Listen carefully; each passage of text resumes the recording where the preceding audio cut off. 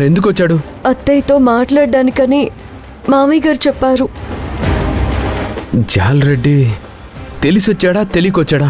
తెలుసుంటే కామ్గా కూర్చోడు. సిరిని కిడ్నాప్ చేయాలనో లేక చంపాలనో చూస్తాడు.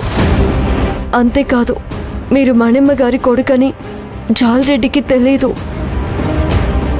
అందుకే కూల్గా మాట్లాడుతున్నాడు.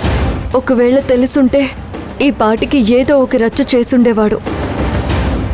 సో వాడు సైలెంట్గా ఉన్నాడంటే వాడికేమీ తెలియనట్టే.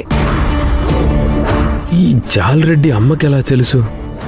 అత్తయ్య గారి ఫ్రెండ్ కొడుకని మామయ్య గారు చెప్తున్నారు. వాడు నిజంగా ఒక ఫ్రెండ్ కొడుకుగా వచ్చాడా లేక ఏదైనా పని మీద వచ్చాడా? ముందు మనం ఇది తెలుసుకోవాలి. ఒకవేళ కనుక వాడన్నీ తెలుసుకుని సైలెంట్గా వచ్చుంటే వాడెందుకు ఇంకా సైలెంట్గా ఉన్నాడో, సిరిని మిమ్మల్ని ఏమీ చేయకుండా ఎందుకున్నాడో అది తెలుసుకోవాలి.